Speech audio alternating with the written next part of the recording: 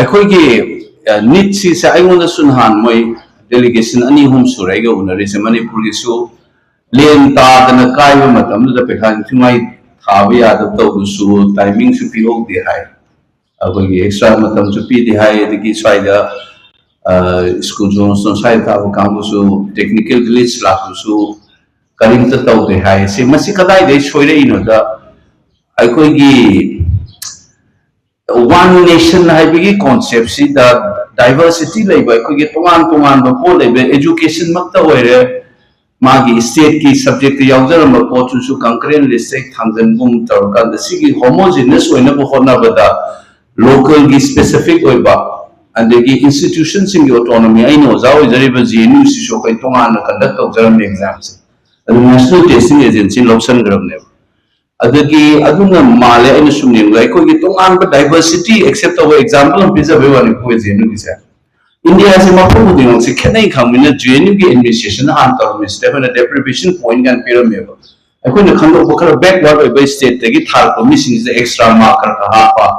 अदगी नुपी सिंग सु extra marker का हापा कांदा अखोई स्टूडेंट कंपोजिशन जे कमाइन तरोंगे ना नॉर्थ ईस्ट की सु अदगी ख्वाइदगी मपा ना कोई धोबी होइबा नत्रगा कोई की वेजिटेबल वेंडर फम मचा मसु होबो याम यावरंगे बजेनु से सिगे सोशल डाइवर्सिटी से रिकॉग्नाइज होदो एमटीएन एक लौगी बेदि हुजे से मफम अमगी मिगुंबा अदु मन डोमिनेट तौरे कोई मणिपुर सात्र गाइसी हुजिक संगत पसे अमा निदेन उदे को जेनु दा नॉर्थ ईस्ट की वनसु याम ताबसे क्लासिक एग्जांपल से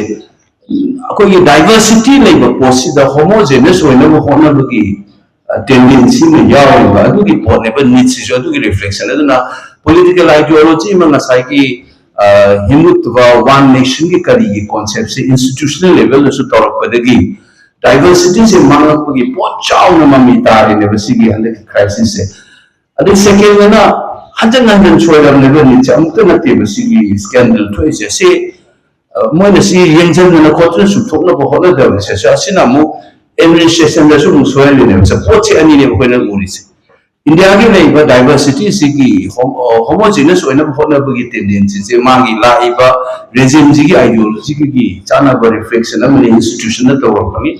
अनि शुबदना हंजन हंजन स्कैंडल तो कांदा येंजन दबाई से मागी गवर्नेंस की फेलियर सबम जु यावि बमिगी लिसिंग साथ मांगी पुंसी से सानबदम तौरिसे से मसी मथौ तादे न खनबगी अदुमगी एटीट्यूड अम यावने दुना अखोन मसी कंडेम तौब म मथौ ताय दुगा यारगदि मसी मुथलगा नसाई डाइवर्सिटी रिकॉग्नाइज तौबा अदि जुडिशियस होने एग्जाम से पांथो गई चाय नाउ सिंगी मपुंसी साथ नहारो हबले सिगी पुंसी से कोई सेंबी बकन बि बमोइदा दुंबा इनजस्टिस तौब से तोप से फरबने अदुना हंदकी मैम प्रोटेस्ट तौरेबा कोई पार्टी नसु ऑल इंडिया की लेवल तौरेसे मसीगी मूवमेंट से नसी खत नतबिद मसी कंजलगा सिस्टम जी होंगो पमा चांगी हाइबसे आई उसी थमजरगा इसाइसुम